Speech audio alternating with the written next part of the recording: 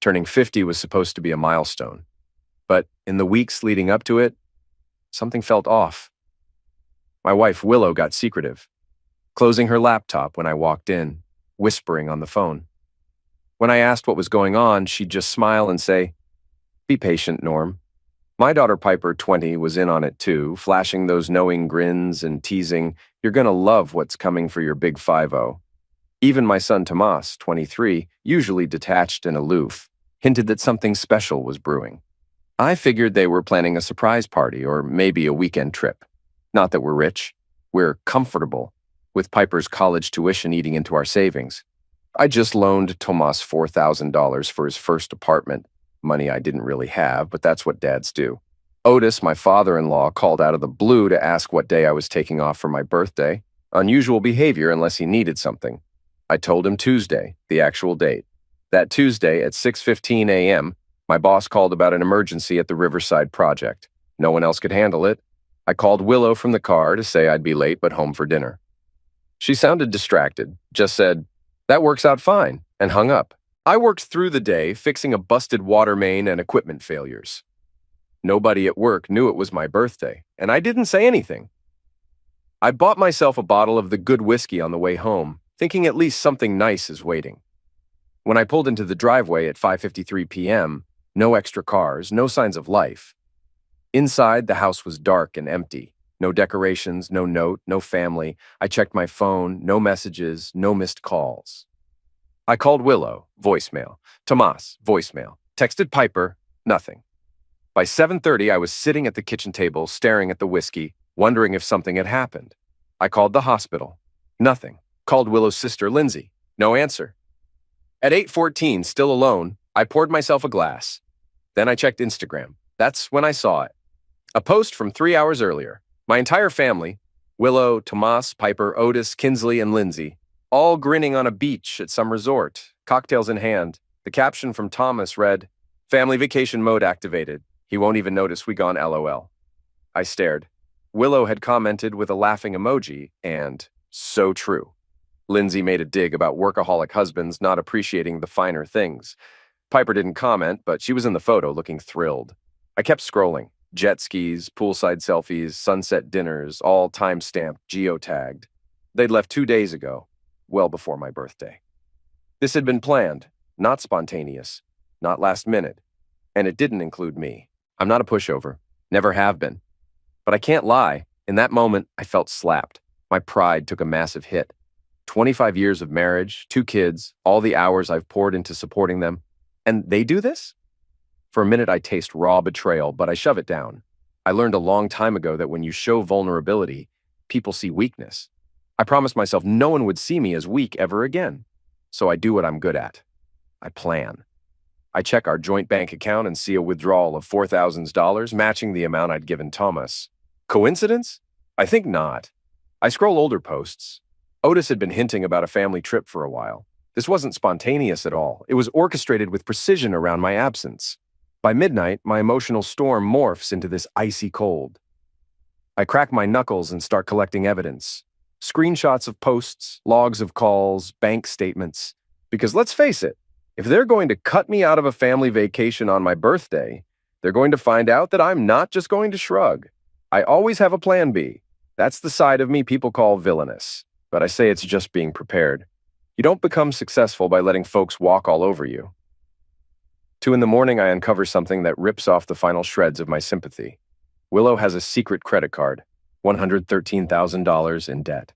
Designer everything, endless spa charges, fancy lunches, the works, all behind my back. I do get angry, like really angry, but I keep it contained. I can use anger like a tool, focusing it into something more constructive. My mind's already on how to handle the financial blowback. But first, I think they have to come home. Morning arrives, and I realize I have 0 birthday messages from them. They're living it up.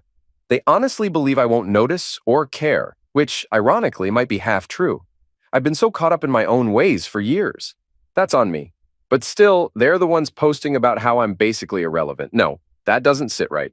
I head to work, ignoring the phone. For the entire day, nothing from Willow or the kids. The next day is more of the same, more beach pictures. Piper's partying. Tomas is tagging himself at a karaoke bar with Otis.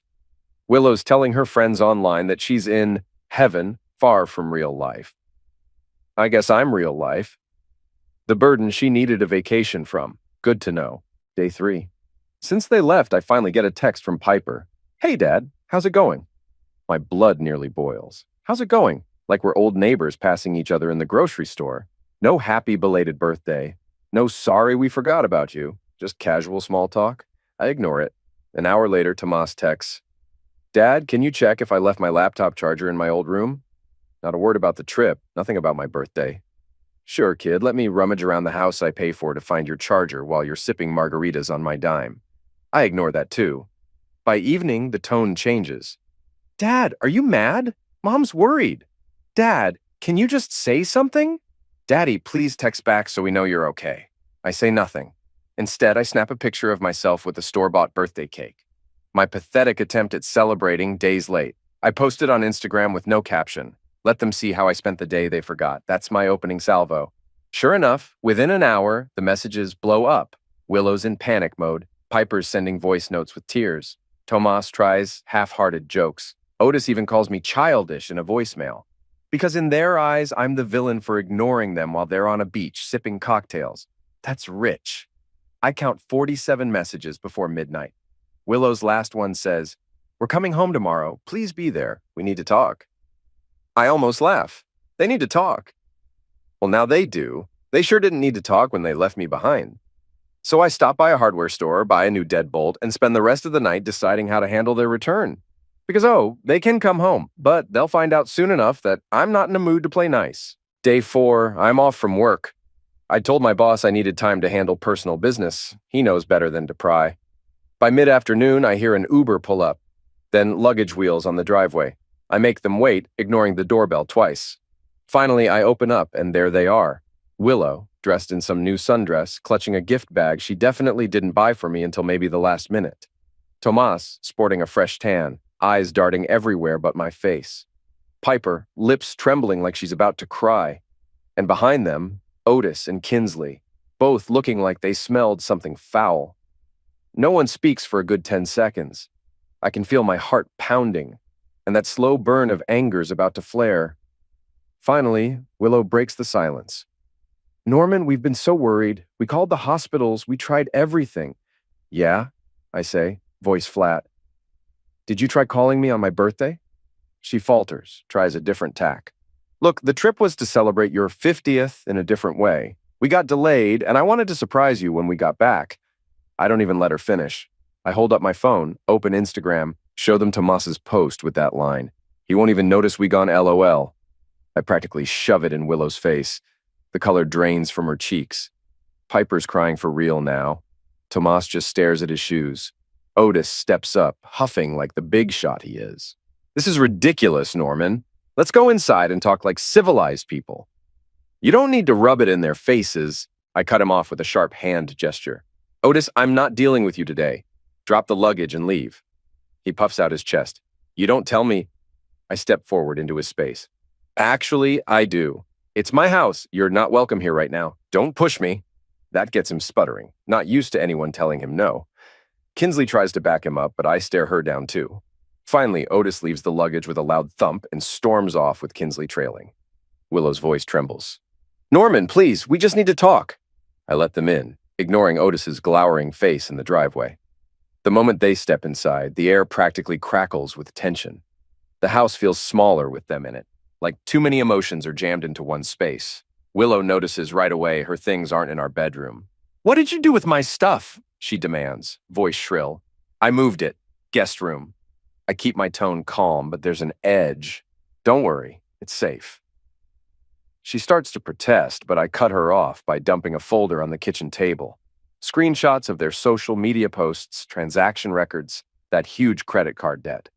Before we talk about anything else, I say, we talk about this, all of this. I want you to read every line carefully, and then you tell me when exactly I became the man you could brush off like trash. Willow flips through the pages, face drained of blood.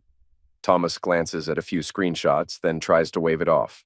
Dad, it was a joke. Everybody jokes on social media. You're overreacting. This is toxic. I jab a finger at him. You watch your mouth, kid. Who's being toxic? The father who's paid your rent, your tuition, your bills, or the son who posted that I'm basically non-existent? Piper just stands there, tears rolling down her cheeks, stammering something about how she didn't mean to hurt me. I almost feel sorry for her, but that beach photo of her grinning without a care is fresh in my mind. Willow eventually looks up from the folder. This was supposed to be a break for all of us, a chance to unwind. Otis offered it, and we thought, stop right there, I say, controlling my voice so it doesn't shake with anger.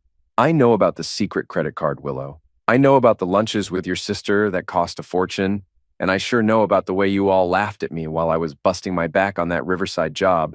So don't feed me more nonsense about how this was a gift to me. She tries a last-ditch defense. You're so obsessed with money, Norman, always counting every penny. Maybe I wanted something more from life than your daily lectures. I snort. Oh, I see. You wanted more, so you jetted off on my birthday with my kids using my money, and you didn't think I'd be pissed. Got it. Her eyes brim with tears, but I can't tell if they're genuine regret or just frustration. We were planning to celebrate. With what? Another credit card you keep hidden? Or Otis's inheritance? Because I sure didn't see any reservations made in my name. Thomas storms off, muttering under his breath that I'm so unfair. Piper flees to her room, crying. Willow just stands there, stuck somewhere between fury and shame. I can't help but take a grim satisfaction in seeing her illusions crumble. Does that make me a villain? Probably. But in that moment, I feel justified. That night, Willow moves to the guest room.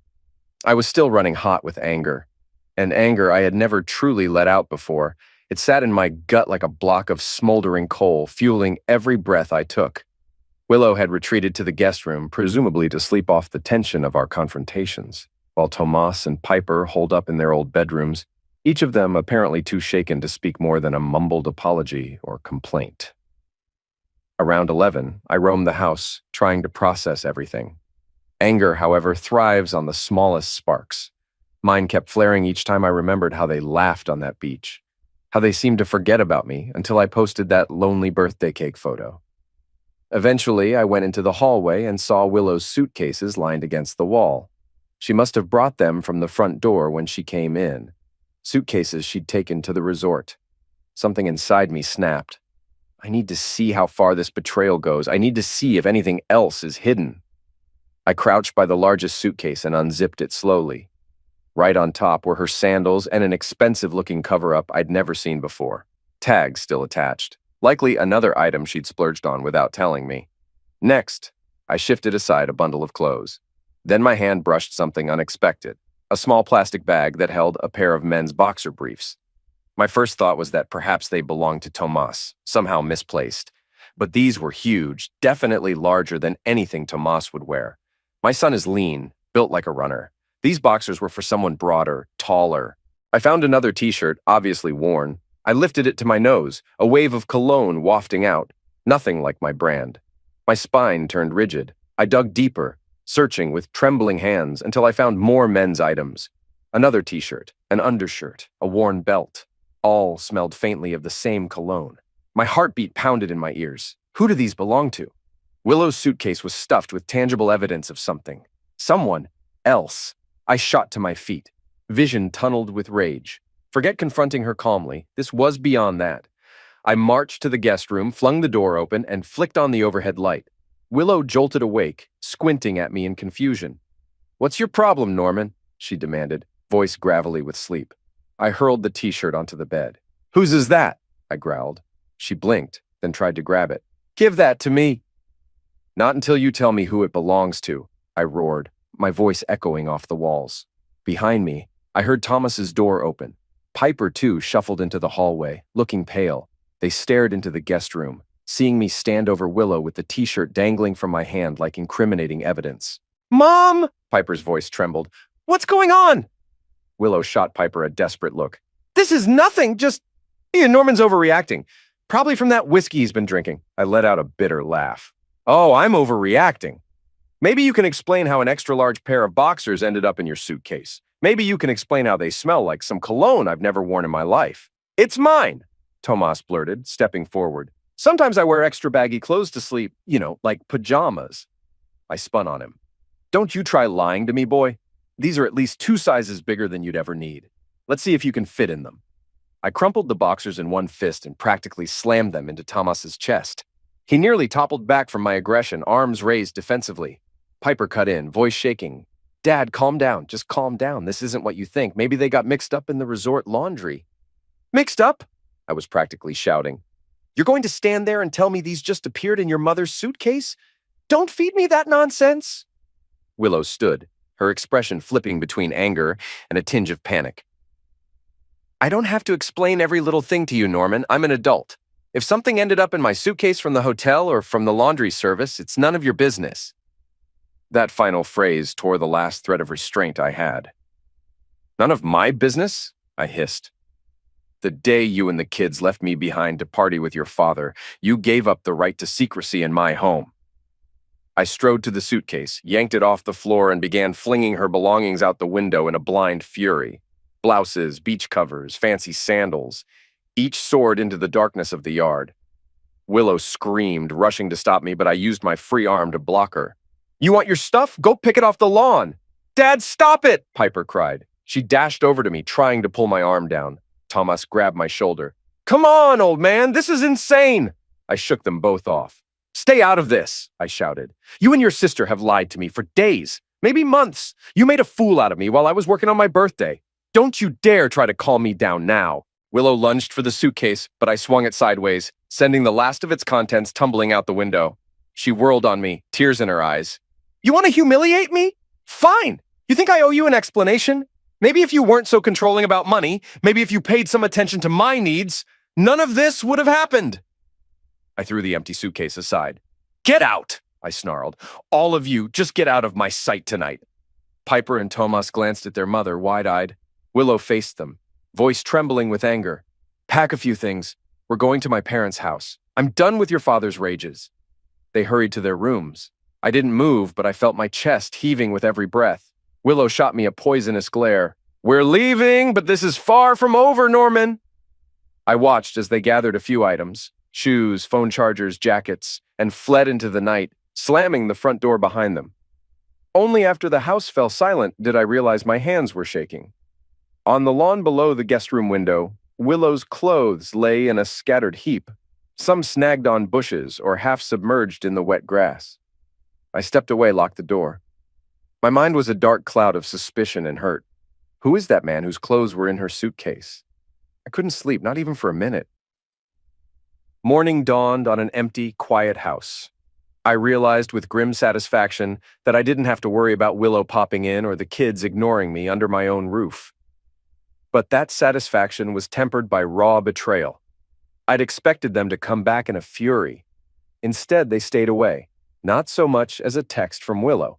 Fine by me. My next move was methodical. First, I changed every exterior lock, deadbolts, doorknobs, you name it. Then I took a shower, got dressed, and made a call to a local private investigator named Marsden, recommended by a friend who'd gone through a nasty split. The friend said Marsden knew how to dig. Marsden arrived at my house later that afternoon. A lean man in his 50s with tired eyes and a matter-of-fact way of speaking, he nodded as I outlined the basics. My family left me on my 50th birthday. They lied. I suspect there's more going on. Then I mentioned the men's boxers. That caught his attention. Do you have any idea who it might belong to? He asked, a pen poised over a small notebook. I shook my head, still seething inside. No clue. She was at that beach resort. My father-in-law was there, so maybe he invited someone else. Or maybe she was meeting someone else entirely. I need proof. Marsden gave a curt nod. I'll need the resort's name and any details. I'm discreet. If I have to bribe staff, I will. Just be prepared for whatever I find. Some folks regret learning the truth. Trust me, I muttered. The truth is the only thing that'll keep me sane. He headed off that same evening. 2 days later, he called me, his voice edged with excitement. Mr. Levington, I've got something. Mind if I stop by? I told him to come right away. He showed up at my doorstep with a manila envelope and a cautious look. I visited the resort, asked around. Some staff recognized your wife from pictures I showed. I managed to get a few glimpses of CCTV footage, some from the hotel bar, some from the hallway near her suite. I also spoke with a bellhop who remembered a tall man visiting your wife's room multiple times. He opened the envelope, spreading out a series of grainy black and white stills. They clearly showed Willow in a flowy dress, stepping into a hallway, leaning up to kiss a man whose face was partially visible. My heart pounded like a drum in my ears. That man was definitely bigger than me. Broad shoulders, with hair just starting to gray at the temples. Marsden tapped one image. The bellhop described him as a familiar face to your wife. Called her by first name, said they seemed close. I bribed him a little for more info. He said it wasn't the first time he'd seen your wife with this man. They apparently visited the same resort about a year ago. I sank into a chair, scanning each photo with trembling hands. So, she's been cheating. Marsden cleared his throat. I also recognized the man from a more public social media search. His name is Gavin Rivers, a high school boyfriend of hers, if I'm not mistaken. My head shot up. Her ex from way back? Marsden nodded. Seems they reconnected. According to the bellhop, your wife and Mr. Rivers acted very comfortable. And from the accounts I gathered, it's been going on for years. 5, to be precise, from the earliest hotel records. They apparently use family vacations, ones you either don't attend or you send them on alone, to meet up, sometimes with the kids present. The staff was under the impression that your wife was a widow or separated because she always came with the father-in-law, mother-in-law, kids on. And this man, Gavin. A painful, hollow sensation spread in my chest. Anger rose inside me, wave after wave, flooding my senses. 5 years, I repeated. 5 years she's been stepping out and I was too blind to see it. Marsden exhaled. I'm sorry, Mr. Levington. I have screenshots from the CCTV footage and additional notes if you want them for your legal case. I felt the sting of tears at the back of my eyes. Not sadness, pure volcanic rage. I'm not sure I can ever use the word sorry again after this. I rubbed my temples, forcing composure. Thank you, Marsden. You've earned your fee. He left, and I stared at the photos until they blurred. My kids knew. They had to. No way they wouldn't have noticed Uncle Gavin or whatever name he went by. All those times I worked extra to fund family getaways. She was with her lover, and the kids never said a word. For the rest of the day, I locked myself in my study, ignoring phone calls, ignoring the outside world. An absolute darkness took hold of my mind, urging me to get revenge. I made calls to a top lawyer, the same one I'd only casually consulted before. Now it was time to finalize everything. No more illusions. I met with the lawyer, Daniel Treadway, who specialized in high-conflict divorces. We sat in his glass-walled office, an imposing view of the city behind him. I want to cut them off, I said, voice tight. No more tuition for Piper. No more allowances. Nothing. They've all betrayed me. Treadway studied me over the rim of his glasses.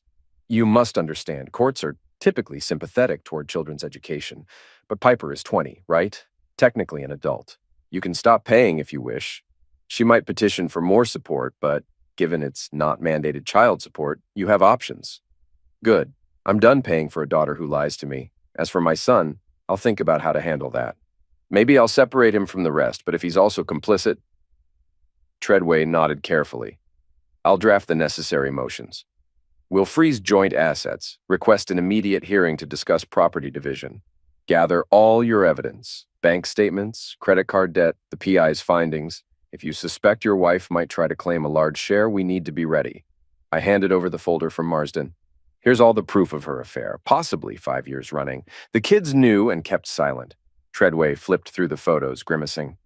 This is substantial. Courts don't always weigh infidelity heavily in property splits, but it can shape the narrative.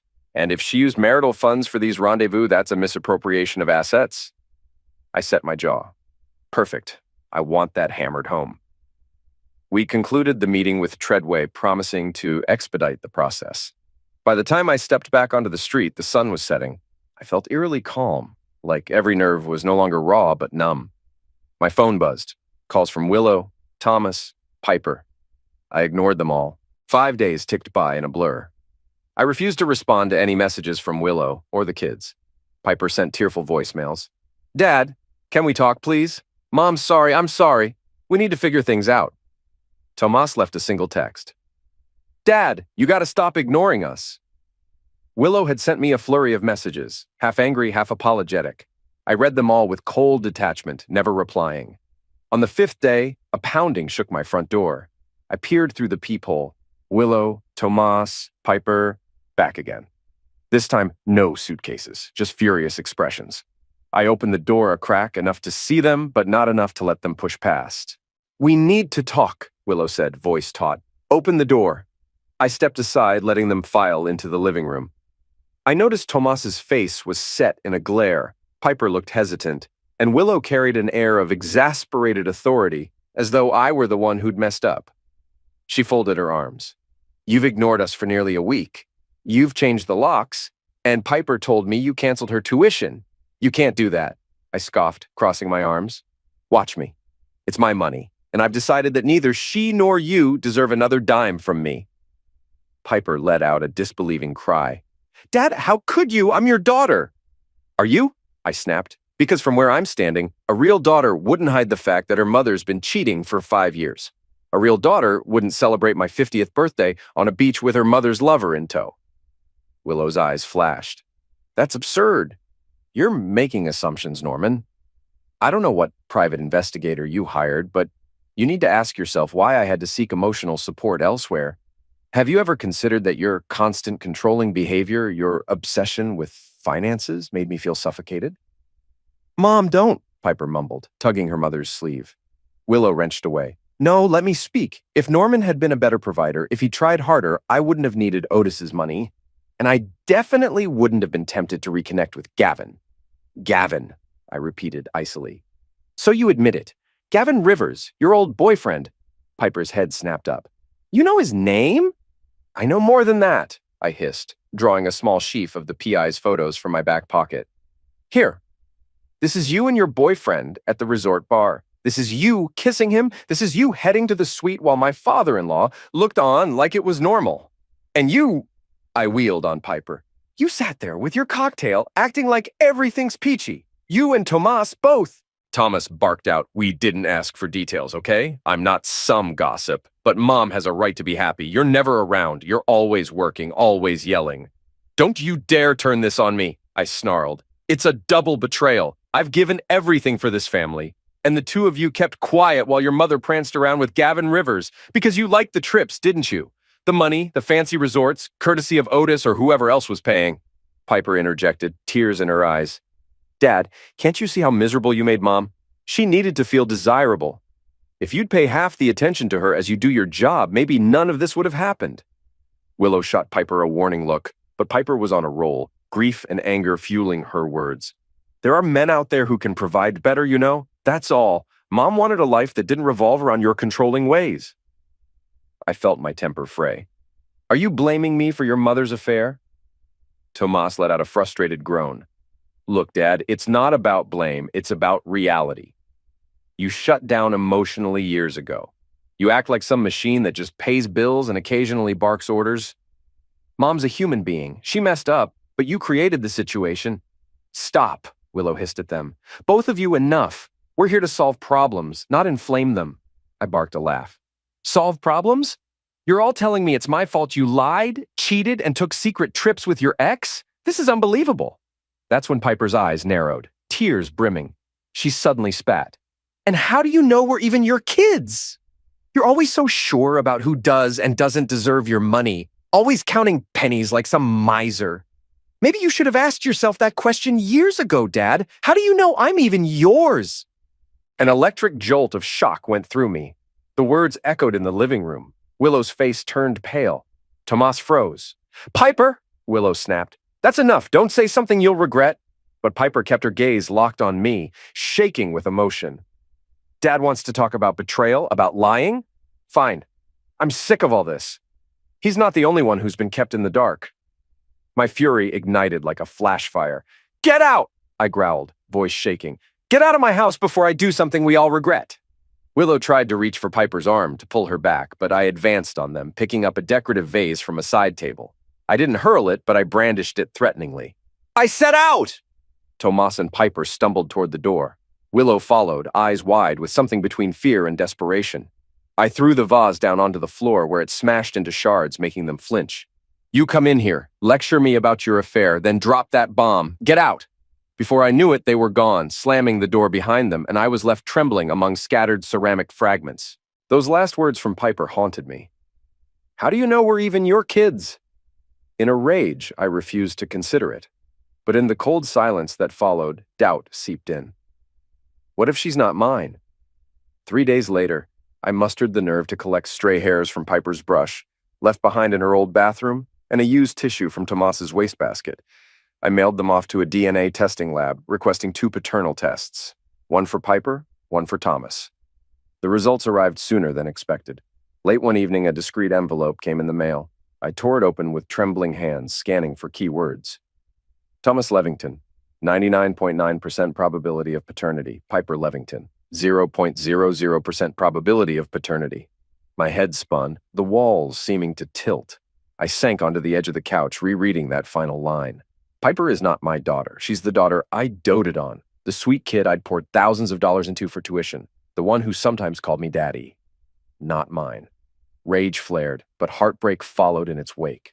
The emptiness felt bigger than anything I'd ever known. Everything, every father-daughter moment, was now tainted by that single line, 0.00%. I was alone in the living room, the lights low and a half-empty whiskey bottle on the table. Just a few sips in, but enough to feel that numb buzz creeping over me. The day's revelations still echoed in my head. Piper not mine. Willow cheating for years. The house felt cavernous and empty. My phone rested silent. No more texts, no more calls. Just me, my anger, and the knowledge I was done being a fool. Out of nowhere, I heard commotion in the driveway. An engine revved. Something expensive by the sound of it. Then came the slam of car doors, voices raised in agitation. I peered through the window. Otis, my father-in-law, stood there with Willow, Thomas, and Piper clustering behind him. My pulse jumped. What now? Before I could get to the door, Otis pounded on it, rattling the hinges.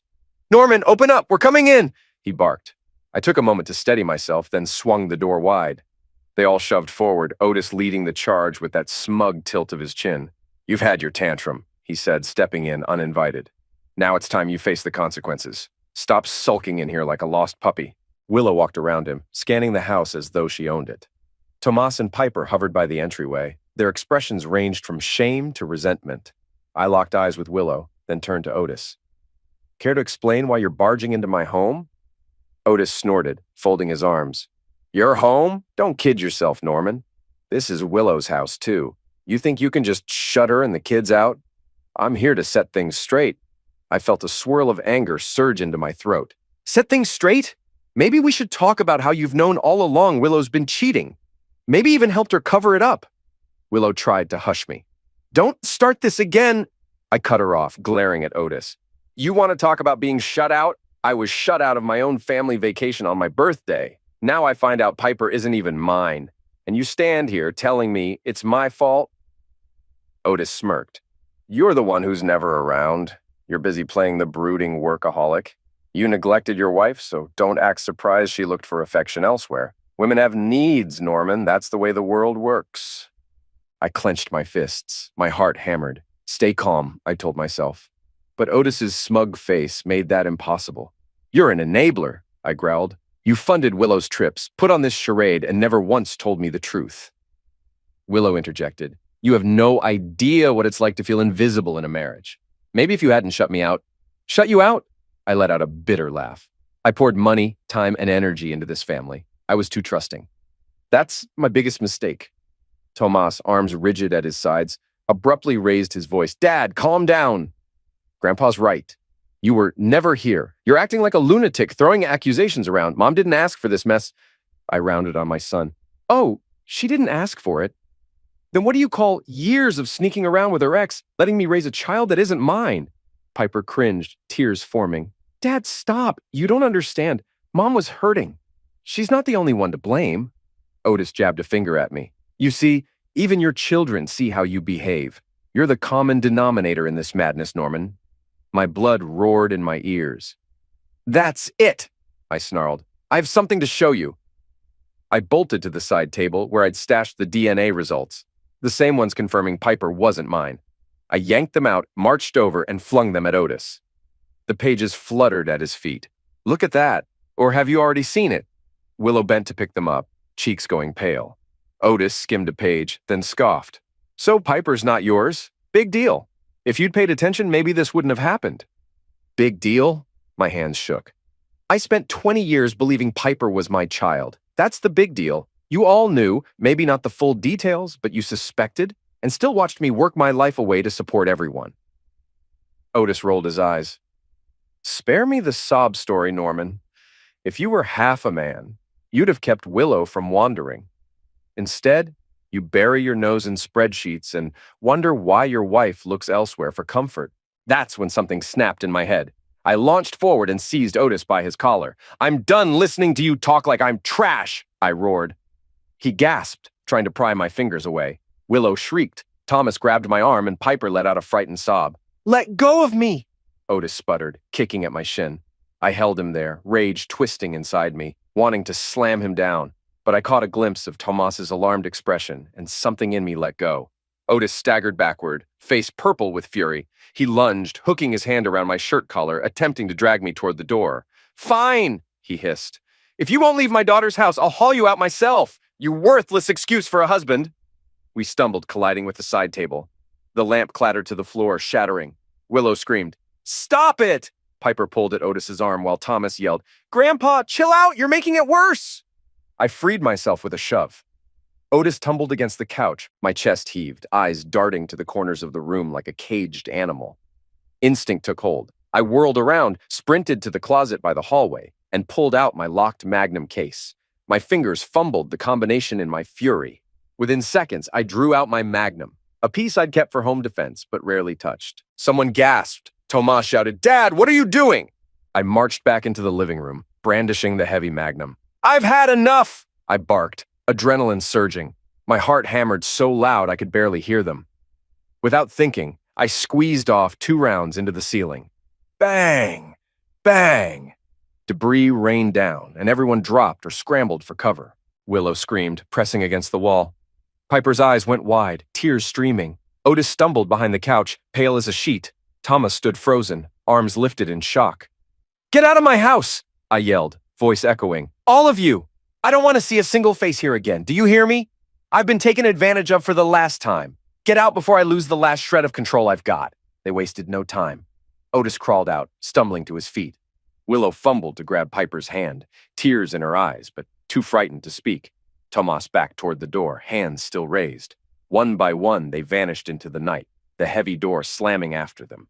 I was left, Magnum still clenched in my hand, heart pounding like a war drum. The police were called. Neighbors heard shots. But by the time they arrived, my house was empty except for me and the bullet holes in the ceiling. I explained it was a warning shot, an act of self-defense in my own home. They lectured me about discharging a firearm indoors and let me off with a severe warning, seeing no one had been harmed. Legally, everything unraveled fast.